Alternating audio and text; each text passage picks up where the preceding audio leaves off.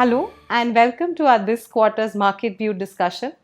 This one is special, not just because it is Diwali, but also because markets have corrected 6-7% from their peak, and there are a lot of questions in investor minds. Our rational mind tells us that every time there is a correction, it is an opportunity to invest. But in a correction, fear takes over and makes us question the valuations and the markets. In this video, we will address a lot of such questions that we have come across this quarter. Alok, markets have lost momentum, obviously far from breaking, but there has been a broad-based market correction. Although NSE 500 is up almost 20% YTD, but are you worried about the near-term correction that we've seen? Hi, Himani. As you rightly pointed out, Nifty has corrected about 6-7% from the peak, but the broader markets had been correcting for over a month now. Nearly 350 plus stocks out of Nifty 500 are down double digits from their highs. Nearly 200 stocks out of Nifty 500 are down 20% from the peak. This is a broad-based correction that we are seeing. We must remember that the markets had rallied significantly over the last 18-20 months. In the last 4 years, the earnings growth was superb at 25% plus for BSE 500 stocks. Over the last couple of quarters, we are witnessing some signs of slowdown in earnings growth and economic growth. The GST collection numbers were low in the month of September. The credit growth number was low, to nearly a 2-year low now. So we do see some signs there. Maybe markets are reacting to that. So bull markets are characterized by sharp corrections in between and followed by equally sharp recoveries. We have seen that in this bull market also. In the current time, we are seeing some correction. Our expectation is as the economic growth and earnings bounce back, we are likely to see a sharp recovery of this correction as well. So bull markets see sharp corrections and a good pullback as well is the point to take home, right? Hiren, if I was to ask you, in the last 2 quarters, the results have been not been very stellar, and we have seen some slowdown in terms of growth and profitability. Should we be worried about growth and earnings going forward? So Himani, I think as you know that in every communication, while amongst other structural factors, we believe that earnings are very central to performance in markets. And as Alok mentioned, that we are seeing a temporary slowdown. These are early days for Q2 results, but whatever data that we have so far, about 59 odd companies have declared their results out of the 500. And the top line growth has been more like 5% for non-financial companies, and the bottom line growth has been hardly 3%. Obviously, these numbers are not great, especially when you look at the solid recovery that we saw in the financial year 23-24. So this is very similar to when the Russia-Ukraine war broke out in 22. What happened at that time was that there was a significant impact on margins, which led to a compression in earnings. And we also saw in 22 the broad markets correcting. Obviously, at that time, the Fed was also raising interest rates. So there was a double whammy. Your earnings were slowing down and interest rates were going up. This time, however, the slowdown has largely been caused by monsoons. Typically, Q1, Q2 are slower quarters in a fiscal year. And also, we must understand that we had elections, right? And typically, government spending slows down very dramatically during elections. As we all remember that in the current year's budget, the government had budgeted to spend about 11,000 crores on capex. If you break it down on a monthly run rate basis, which means that the government has to spend somewhere in the region of 92 to 93,000 crores a month. However, in the first 5 months, the government has only been able to spend 60,000 crores. So we are running 35% below the intended rate of spending. If you look at the revenues were budgeted to be at 2.6 lakh crores a month we are roughly running in the first 5 months at about 2.4 lakh crores. And that's understandable because if economic activity slows down a little bit, it impacts your revenue. But the revenue shortfall is hardly 7%, but the expenditure shortfall is 35%. So I believe this is quite temporary. Now that the elections are out of the way, obviously we have one large election, the Maharashtra state elections in November. And I think once all of that is out of the way, we should see an acceleration in government capex in the second half of the year. So I think the expectations is that we should be able to see a re-acceleration in earnings in the second half of the year. We're also hitting festive season, so number of marriages, usually that perks up consumption. And the fourth quarter is usually a very heavy quarter for capex. So I think this temporary phase should be short-lived, and I think economic activity should pick up in the second half. And I see no reason to really worry on a structural basis. I think this is just a phase. And I also believe that everybody was really looking forward to a correction so they could invest. I guess they have it now. So it's a Diwali gift. That's interesting. That brings me to my next question, Alok. The cyclicals like the defense sector, the PSUs, and the reality, some of the stocks in the sector haven't really done well, while momentarily consumer, IT, pharma have actually outperformed. What would your stand be? Would you want to change your positioning from here? Himani, our belief and the numbers suggest that we are just taking a breather from a longer term structural move that's happening. Going back in the data for last 20 years, right from dot-com bubble burst till GFC, we saw a capex driven growth both in economy as well as corporate earnings. And we saw similar returns coming from the sectors as well. But from GFC till about COVID, for 12, 13 years, it was purely consumption driven. Over these years, a lot of things have happened. The investment to GDP ratio in India hit 21st century high of 36%. We came down all the way low to 26% in COVID. We are building our way up now. We have reached 30 plus percentage now. And the government has resolved to bring back manufacturing as a higher percentage of GDP. Meanwhile, interestingly, the corporate balance sheet was repairing like never before. Our debt to equity ratio for BSE 500 companies is at a 12-year low. The ROEs of BSE 500 companies is at a 12-year high. The capacity utilization data released by RBI that is showing that we are at an 11-year high. All these are building blocks for private capex also to come up. As Hiren pointed out, there has been some temporary slowdown in the capex outflow by the government. We have reasons to believe that they are going to stick to their capex targets, and that means the much higher outflow in the coming months in this financial year. And then the recovery again comes back to this larger cycle of domestic cyclicals doing well. Even the valuations are favoring domestic cyclicals. There's often a debate as to what is called value, a lower P ratio or a lower PEG ratio. We are believers that a lower PEG ratio offers greater value because we are GARP investors. The BSE Industrials Index, which is a broad-based cyclicals index, is trading at 37 times on 1 year forward basis and offering growth rates of about 26-27% for the next 2 years. That translates into a PEG ratio of about 1.4x, which is quite attractive compared to many other sectors. You rightly pointed out that in the recent times, the staples and the IT are doing well, but these could have continued much more. These are quality franchises, but they're lacking growth in the current cycle.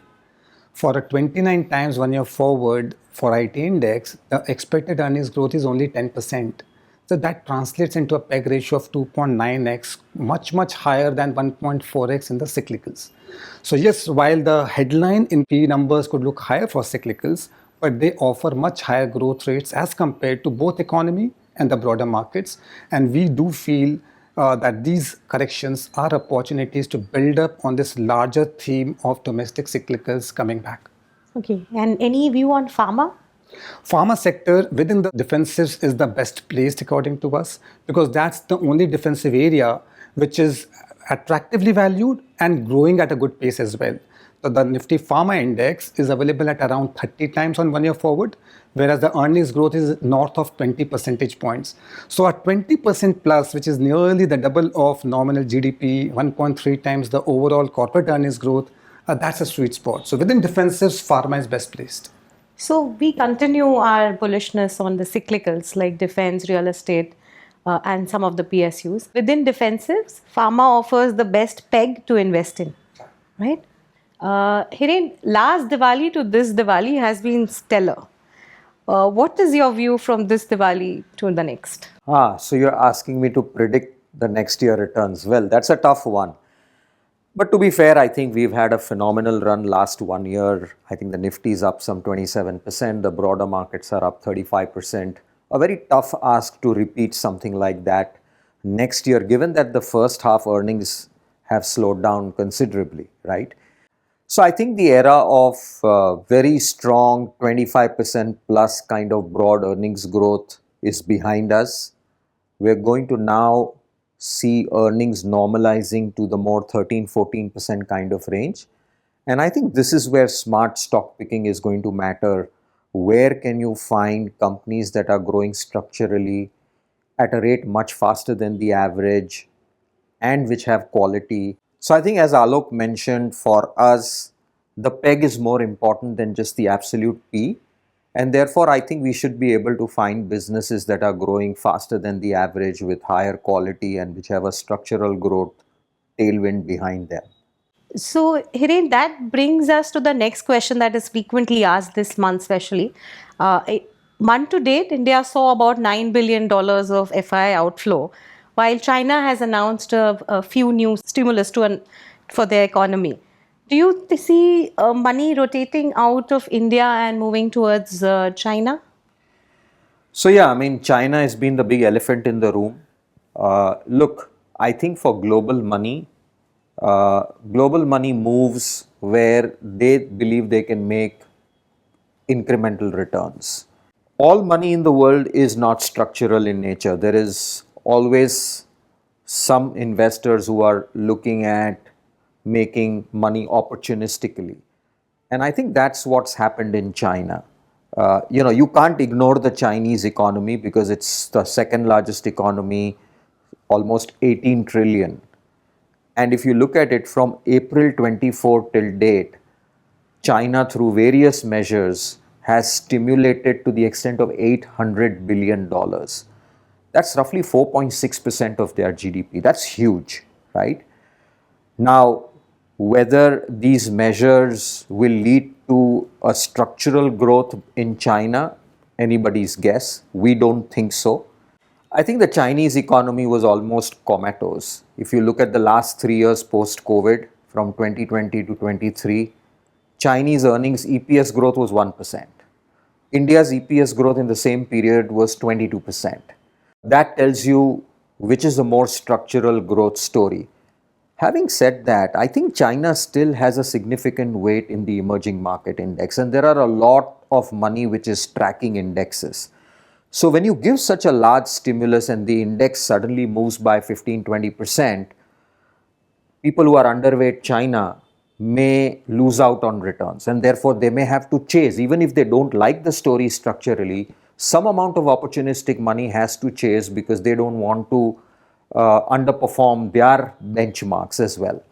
And if this story of continuous stimulus in China continues, I think that could pose a headwind in terms of FII flows into India. But look, I think if you look at the last 3 years, largely our Indian markets have been supported by domestic liquidity. So while at the margin we've seen significant selling in India because some money would have moved to China, global capital will have to figure out whether this is indeed going to change things structurally in China, and therefore FII flows may continue to be a challenge as far as the Indian markets are concerned.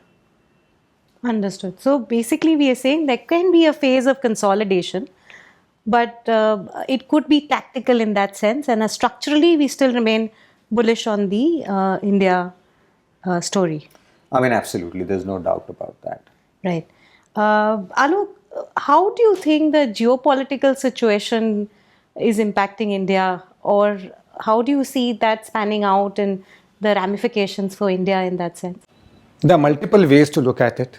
Few key events took place over the last few years.